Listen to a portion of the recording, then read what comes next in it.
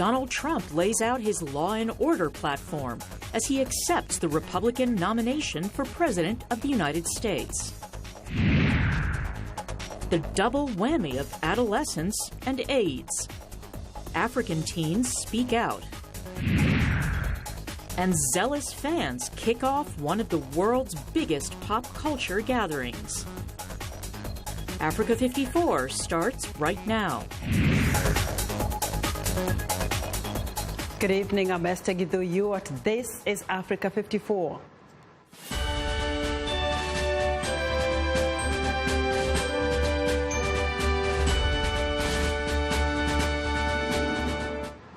Donald Trump, the blunt political outsider who defied the odds and defeated a large field of experienced politicians in this year's Republican primaries, formally accepted his party's presidential nomination Thursday night. The outspoken businessman promised to bring sweeping political change, to create wealth, and to make America safe again. VOA national correspondent Jim Malone has more on Trump's big night from Cleveland. It was Donald Trump's biggest political moment in the spotlight so far, and Trump was eager to seize it.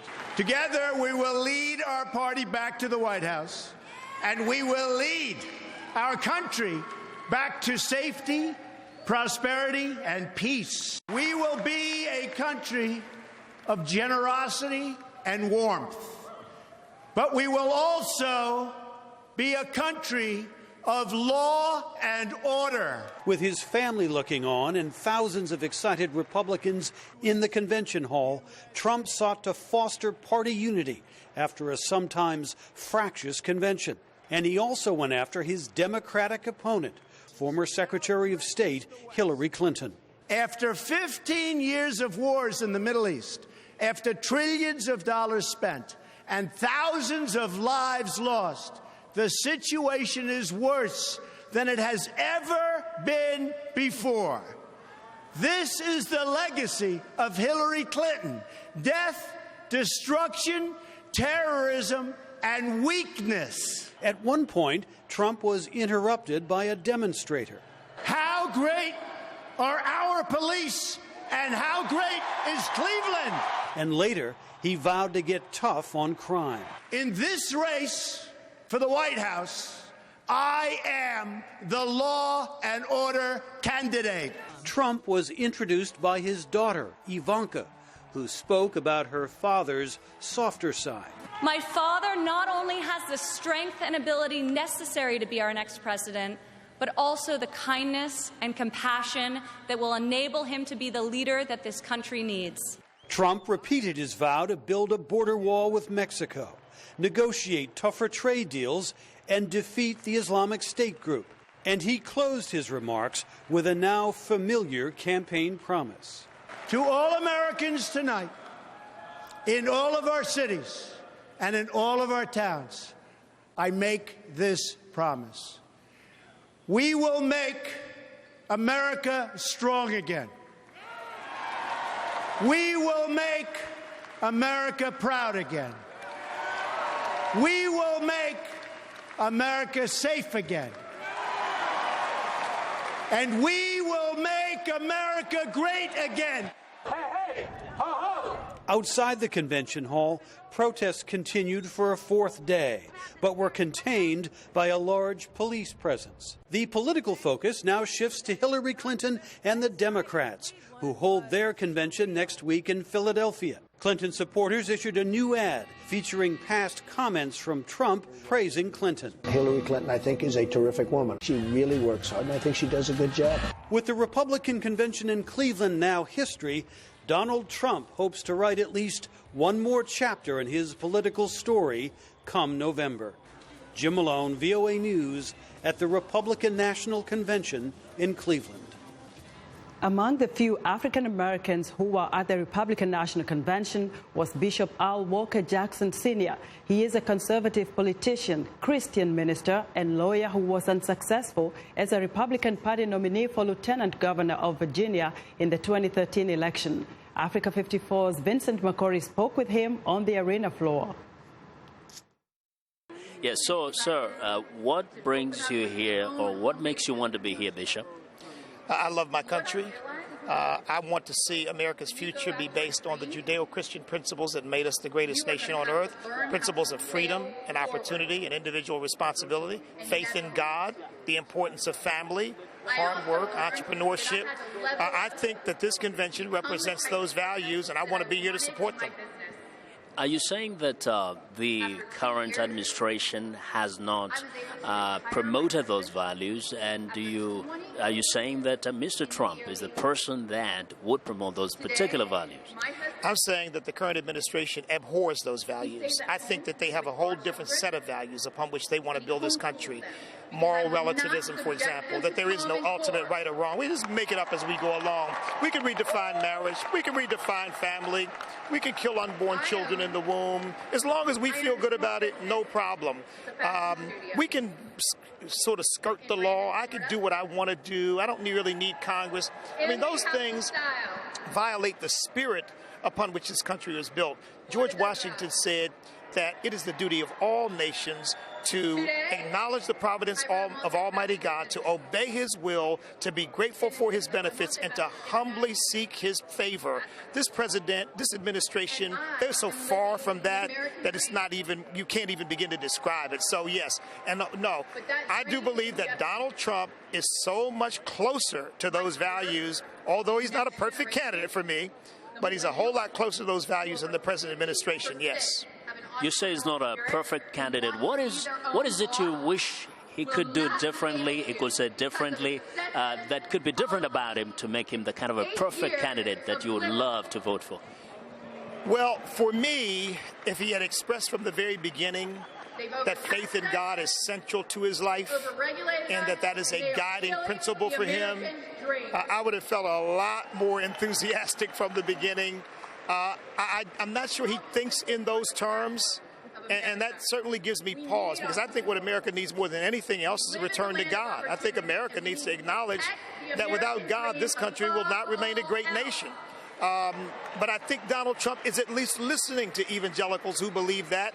The other candidate from the other party could care less what we think and has a whole different vision for the country. So based on that, yeah, I'm supporting Donald Trump. So you're going to vote for him anyway? I'm going to vote for him because I think that he deserves a chance. As I've said many times, to sum it up, Hillary Clinton gives me no hope whatsoever for the future of this country. Donald Trump at least gives me some hope, and I'm going to build on that hope. They are the unlikeliest supporters of a once likely American Muslim voters who say Trump is revealing harsh truths about immigration and terrorism and speaking to their community in a way no one else can. VOA's Catherine Gibson has more from the floor of the Republican convention on how the Muslim American vote could help or hurt Donald Trump. Sajid Tarar. An unexpected moment at this Republican convention. An American Muslim giving his blessing to Donald Trump on the night he is nominated. That he wanted to know where the hatred is coming in Islam. Sajid Tarar spent the hours leading up to his appearance telling reporters that Muslim American voters really are open to Trump's controversial proposals. I will suspend immigration from areas of the world where there is a proven history of terrorism against the United States, Europe, or our allies, until we fully understand how to end these threats. Trump's immigration ban is an issue that attracts Tarar and others in the group Muslims for Trump to the Republicans' candidacy. In Washington, they told VOA why in the days before the convention. Safety of America, #1 priority for Donald Trump, and being a Muslim American is my #1 priority as well. If Trump banning Muslim temporary and background checking is very good. Kazan was raised in a conservative Muslim family in Turkey, and then she fled to the U.S. Trump's criticism of his Democratic opponent resonates with Kazan. Radical Islam, let me tell you, this is very, very important. We have to use it because everybody keep hiding. Everybody afraid to offend Muslim people. Islam needs reform immediately, but Hillary Clinton and Obama doesn't want to help us. 89 votes, Donald J. Trump. But the key question here for Trump, can the Muslim American vote make a difference in swing states in November? Not likely, according to a study of Muslim voters in February. It found that 2/3 consider themselves Democrats and only 11% said they would vote for the controversial Republican. The study was conducted by the Council on American Islamic Relations, which calls itself the nation's largest Muslim civil rights group. We do see some of the highest concentrations of mosques in America, in Florida and Ohio. I know there's a little over 100,000 Muslims in Virginia, and so that bodes well for the community's ability to tip elections. And the hundreds or thousands of Muslims I met only met several Trump supporters, or at least public supporters. But Tarar thinks Trump's message may change that. We are, first of all, fundamentally, we are Republicans because we come from the conservative countries with conservative values. Now that Donald Trump is trying to explain more in detail what the ban on Islam means and what the exceptions are. And I'm hopeful that Muslims will join him. Catherine Gibson in Cleveland, VOA News. U.S. President Barack Obama hosted more than 100 Muslim American dignitaries at the White House on Thursday in a yearly reception that was linked to celebrating Eid al-Fitr, a religious holiday celebrated by Muslims worldwide that marks the end of Ramadan. In recent weeks, the president has been more vocal in countering proposals by Donald Trump to temporarily ban Muslims from entering the United States and surveilling mosques. Singling out Muslim Americans, moreover, feeds the lie of terrorists like ISIL that the West is somehow at war with a religion that includes over 1 billion adherents. That's not smart national security. Now, introducing Obama at the reception was a 15-year-old Muslim American who wrote the president in May explaining why she's uncomfortable exhibiting her heritage and faith. Good afternoon. My name is Aisha Osman. I am a 15-year-old Muslim American from Beaverton, Oregon. I wrote a letter to President Obama a couple months ago because I wanted my voice to be heard. What I didn't know was that it would be heard by so many of you today. Growing up as an American Muslim is difficult and at times scary. At a very young age, I knew I was different from others because of the way people looked at me. As an African American Muslim, I've been called a terrorist and the N-word. What those people don't know is how proud I am to be an American. I am thankful that my parents chose America as their home. My mother was not able to get an education when she was younger, so I always tell her that whatever I accomplish, she has also accomplished. Though she is not here today, I think she can safely say she met the president.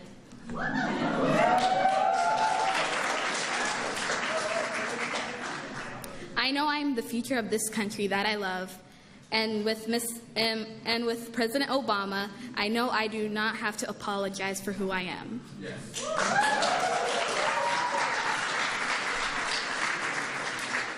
For a young Muslim teen who is trying to find her place in this world, that makes all the difference.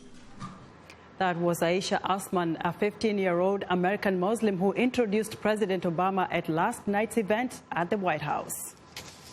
Still on U.S. politics, VOA's Mohammed Al-Shinawi spoke to Dr. Jamil Al-Shami, founder of American Republican Forum, on policy differences between Donald Trump and Hillary Clinton. Let's take a listen. I don't think there will be many differences other than Donald Trump uses sheer power as a potential weapon in dealing with terrorists like Daesh, while President Obama and I think potential President Hillary Clinton will use diplomacy as well and try to seek the support of allies who are kings and presidents in the area in this quest. Next week on Africa 54, Dr. Jamil Al-Shami weighs in on what a Donald Trump or Hillary Clinton presidency may hold for Arab Americans. We want to know what you think about Africa 54 and the stories we cover. Join the conversation on Facebook. The address is Africa 54, and check out our headlines 24/7 on voaafrica.com. Coming up, helping teens on the continent cope with AIDS. Stay with us.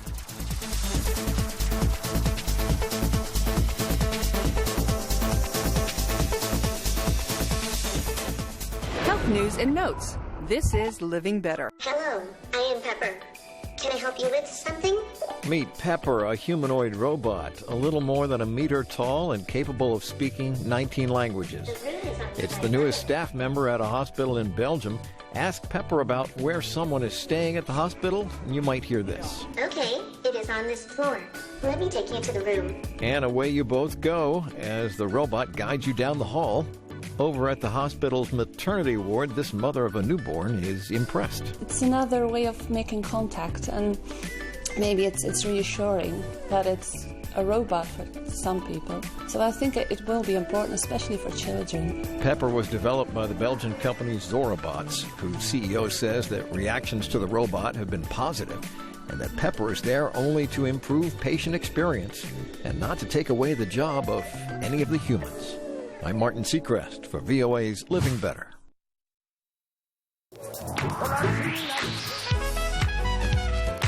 I wanted to present music and a side of American culture that is most important to me, that is a part of who I am. They're going to get some incredible performances. That's one of the things I love, bringing these artists in so you can get to see them do what they do. It's soul music, and that's what music is. It's that which comes from the soul.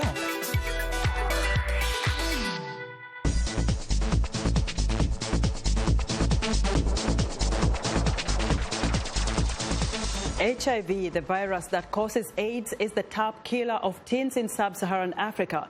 But many youth say their experience with the virus is different and needs to be addressed differently than the adult epidemic. VOA Southern African correspondent Anita Powell reports. Nompumelelo Simelane sees herself as an average teenager. She loves to cook and loves to spend time with her family and girlfriend. She also has HIV. That last fact makes her part of a growing demographic in Africa, where the United Nations says AIDS is now the top killer of teenagers. The 19-year-old Soweto resident, who was diagnosed with HIV at 13 and believes she was born with the virus, says adolescence and AIDS are a double whammy. But she says her generation knows more about the virus than their elders did. At first, it was just something I didn't know that would hurt me or anything. I was just like, okay, it's HIV, I'm going to live. I'm going to live on ARVs and I'm going to be fine. But as time went by, things started to change, and I do not know why. Maybe it's because I was growing up and starting to feel different now that I had the virus. Teens at the International AIDS Conference say they need their own space in discussions about the virus. This radio station at the conference is run by teens, and they say Africa's youth are eager to talk about AIDS through both new and old media. We have a lot of feedback, especially from people that are fans of Twitter. People are tweeting to us, people are coming to our booth, people are listening in. They're like, I want to be on radio now, I want to voice out. Similana's mother, who is also HIV positive, says parents need help and support in working with their HIV positive children when they lash out.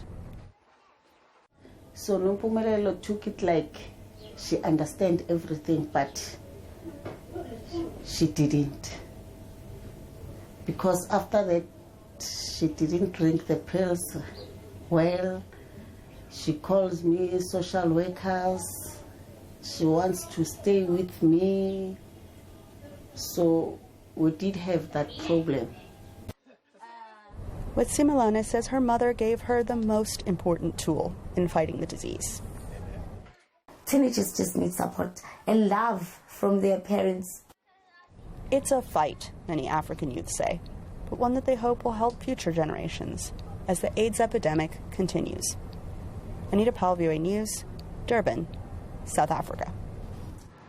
It's time now for a short break. Still to come on Africa 54, creators and superfans converge at this year's Comic-Con. We'll be right back.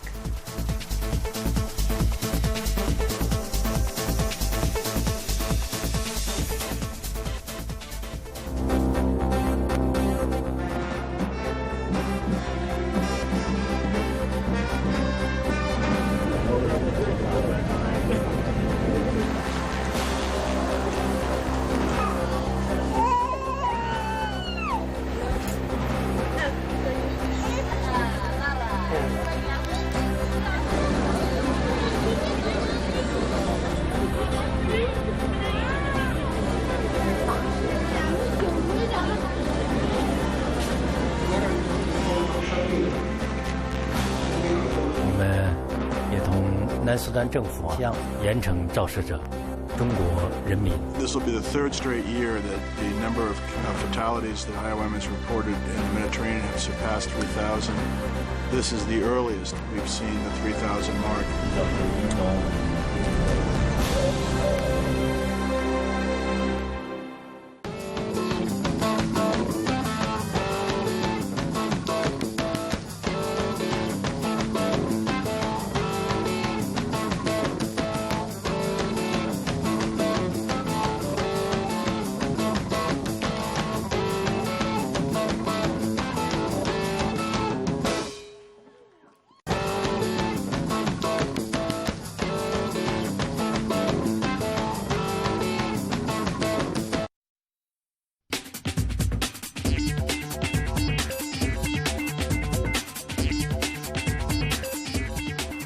Welcome back to Africa 54. Here's what's trending. One of the biggest pop culture gatherings on the planet is getting underway. Hordes of zombies, legions of stormtroopers and Starfleet officers are descending on San Diego, California for Comic-Con International. Star Wars took up a huge amount of space on the floor, with a Jedi temple containing some of the costumes from the upcoming anthology film Rogue One.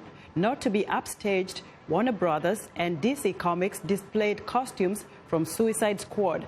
Comic-Con is expected to draw more than 160,000 fans for high-energy sessions featuring casts and crews from fan favorites Game of Thrones and The Walking Dead.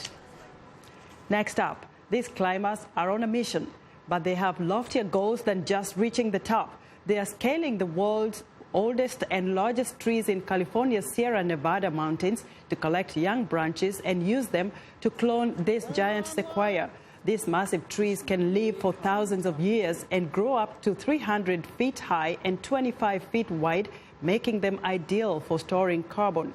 The team have cloned 170 species and planted about 300,000 clones around the world, and those trees can help combat climate change.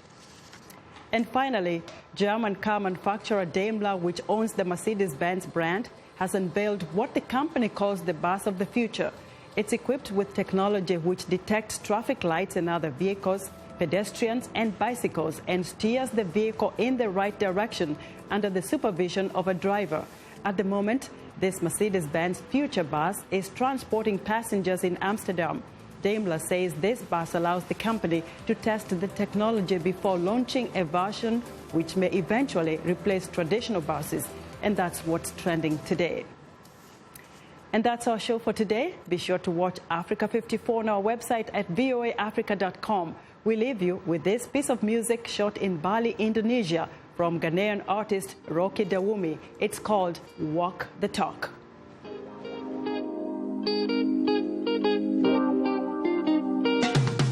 You're gonna walk the talk and talk the walk. You're gonna walk the talk and talk the walk. You're gonna walk the talk and talk. My brothers and my sisters.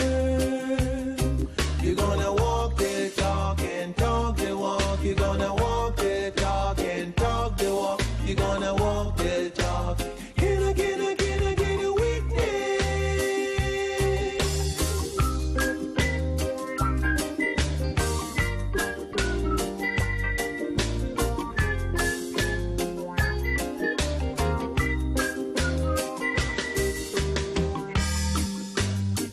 mindful of the stones you throw. They go around, come around, back at you. A word you speak is promise you vow to keep. As you sow, so shall you reap.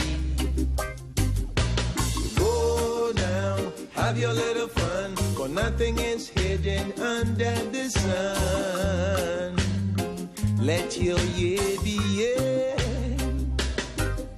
Oh my, what you conceal is the very thing that easily reveals. Let you know be known.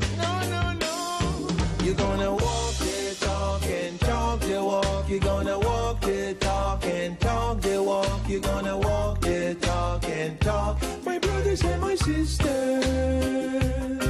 You're gonna walk the talk and talk the walk. You're gonna walk the talk and talk the walk. You're gonna walk the talk. Can I get a witness?